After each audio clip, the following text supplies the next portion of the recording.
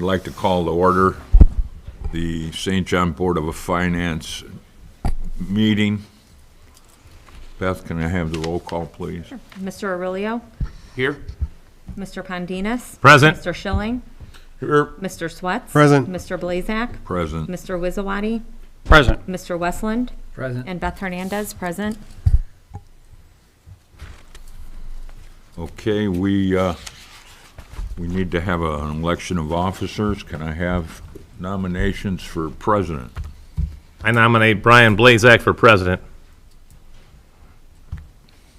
Is there any other nominations? How about a nomination for vice president? Do we need a vote on that? You will have to, yes. All right, let's vote on the president then. All in favor, say aye. Aye. Aye. Opposed? Ayes have it. 5-0. Now, nomination for vice president, please. I'll nominate Mike Aurelio. Can we vote on this? All in favor of vice I'll ask president? if there are other nominations. Oh, is there? If anyone wants to contest Mike for the important role of Vice President of the Board of Finance. That's just cruel, Dave. Wow. Do we have any other nominations? Now you With can vote. none being held, can we have a vote for Mike Aurelio for vice president of the Board of Finance? All in favor? Say aye. Aye. Aye. Aye. Opposed? Welcome aboard, Mike. Thank you. Can I have a motion to pass the minutes? I'll make a motion to approve the minutes of the January 26, 2022 meeting. I'll second. All in favor? Aye. Aye. No opposed? Carries 5-0. Can I have any new business? Anybody have any? Mr. President, Yes, sir, Mr. me? Wizwani. I'd like to, at this time, introduce Daniel Dalton from Senator Dalton and Associates, who's going to be providing you with the report of the Board of Finance for the fiscal year 2022. I appreciate that. Good evening, Council. Welcome aboard. Thank you. Good evening. So what you see in front of you is a report that Joe and I have been putting together a few key performance indicators, key items that we should all discuss and review and make sure that we're all on the same page on. And so please accept this as the town's financial update for forward year 2022. Of course, the intention is to provide you with information on the finances of the community and then some comparisons of similarly sized communities. So we'll start off right off the bat with number one, credit rating. The town itself has maintained a AA credit rating through S&P Global. This has been maintained since February 2014. And S&P also claims that St. John is in a good financial position with a stable outlook. And so that is good. So, question. Yes. Do you know what it was prior to 2014? I am not sure. No. Thank you. And so when we look at assessed values, we all know that the town has been expanding quite rapidly. And so what we've seen from 22 to 23 is an 11.3% growth in assessed value. So that takes us from 1.7 billion to 1.9 billion. And again, that's a good indicator. New construction, I know Joe pulled some numbers of permits in 2022. So we have 343 new residential units, 5 new commercial starts, and all in all, that generates about $6 million in revenue for the town. And so that's a really, really good indicator for everyone. General fund cash balance, as of January 1, 2021, the cash balance in the general fund was $2.4 million. And then on November 30th of 22, it was $1 million. But make note, that excludes the December property tax distributions. So we should be seeing the year-end 2022 cash balances pretty soon here, once we get through all the encumbrances and year-end closeout type of items. Do you know an estimate or have a ballpark of what you expect that, that last tax distribution to be? For the town itself. You know, off the top of my head, I'm not sure. Beth, would you have any idea of what a biannual type of property tax settlement would be? I sent a memo on it, fall tax distribution. If you want to go on, I can. Sure. I can go on. We'll come back to that one, if that's all right, Councilman. That'd be great. Okay. You didn't issue any debt in 2022. So if we move on to item 6, we'll look at property taxes for a minute here. In 21, taxes payable in 2022, the net levy was $7.5 million, and you had a 99.17% collection rate, which is one of the highest in the entire county, if not the highest. In addition to that, you have a table here which shows the last 6 years of property tax collections, what you levied, what the circuit breaker credit was, and then what you collected based on that, the percentage of what you collected. And then in addition to that, if we can take a look at the corporate tax rates compared to all the similar communities around the county. And so Joe and I had put together a list of 11 or 12 of the cities and towns across the county. St. John has consistently been one of the lowest corporate tax rates in all of the county. And again, that has to do with, as assessed values are increasing rapidly, we're seeing a lower tax rate on each taxpayer. So our tax rate is almost 45% less than Sherrville, less than half of Dyer, Mm-hmm. and like 1/4 of Hammond. Mm-hmm. And your assessed Less than value 1/4. is pretty close to the same size as Sherrville, but your tax rate's quite a bit lower. 40% less. or I'm more. surprised we're gaining on them as we are. The spread is St. John is decreasing growing. at a rapid rate. Mm-hmm. Would that be because of our residential growth versus commercial, which is what?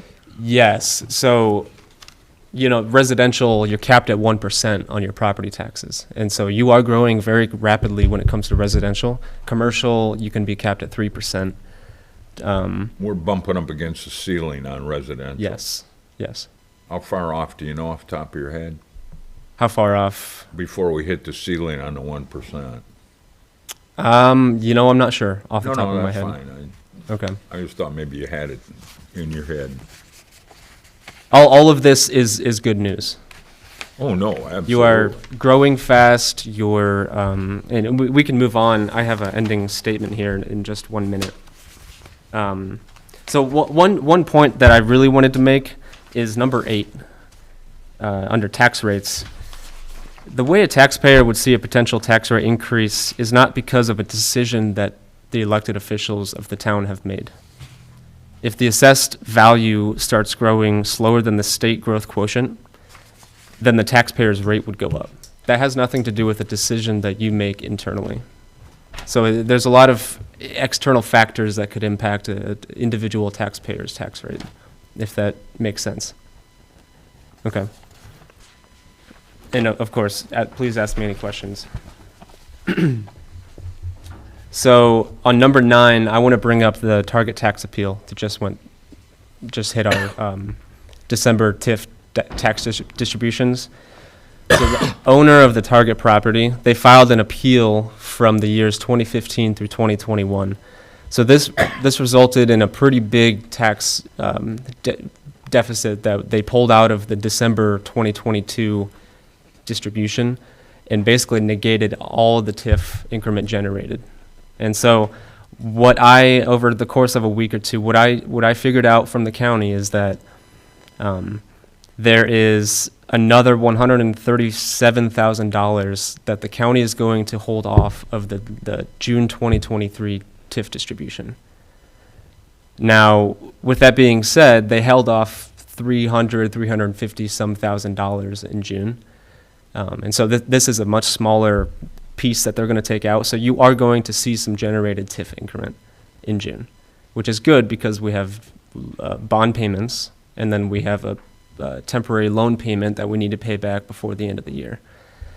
And so I just wanted to inform the council as a whole that we are working to try to understand and try to figure out if we're going to have enough generated TIF to make all that payment, the bond and the temporary loan.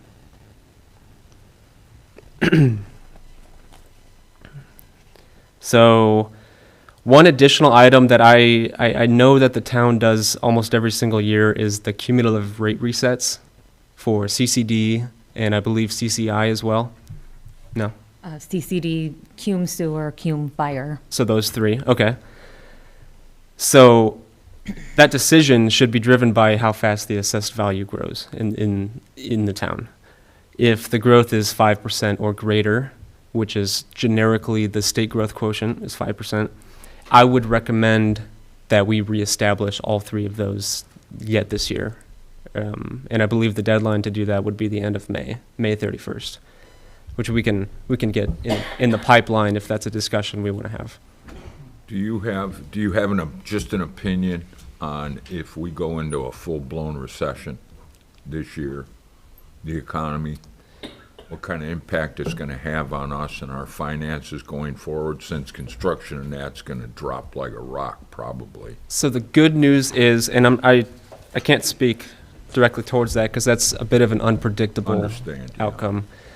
The town has the last few years set itself up pretty well, cash reserve wise, and there's a very stable outlook for the town finances.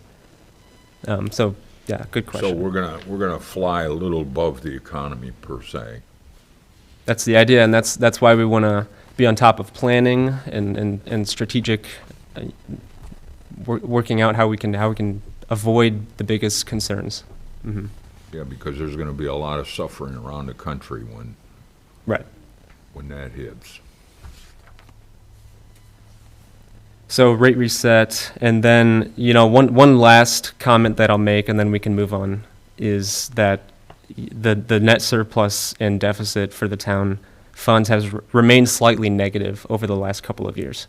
That they may pop up to you as a bit of a red flag, but the healthy cash reserves and the intelligent decision-making by town elected officials has allowed the town to not only provide adequate government services for the rapidly expanding community, but also the ability to prepare for future financial unpredictability, similar to the question Councilman Blazek just asked. And so with a balanced budget for 2023 and the expected detailed capital improvement planning, the town will continue its course of financial stability. And that's all I have to report, and I'd be happy to take any questions. Any questions from anybody? Thank you, Daniel. Just that last one, Oh, sure. did you have a Yes, general idea? 2,084,000 for general. 2,000,000, 84,000. 4,000. So our fund balance will be above what it was when we started the year. So January 1st, 2023, if that number holds, will be greater than when we started January 1st last year. So that's good news. So it's over 2,084,000. So we'll be slightly under what we started then. Well, it looks like it's Oh, it's okay, 2 million okay. plus 1 million. Am I reading that right? No, so I think what Beth was saying was December 31st, 2022, expected ending cash was 2,084,000. No, that's 2 million. That's the distribution. the tax- Correct. Oh, apologies. Okay, yeah, So I would add the 2 million to the 1 million, that makes sense. right? You got your December run of bills that you got to take into account for that too. I mean, the encumbrances.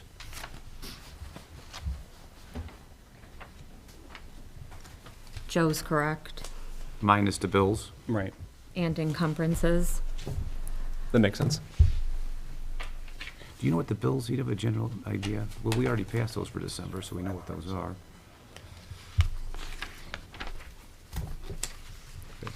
Thank you. Any other comments, questions? Can I get a motion to adjourn? I'll second. All in favor?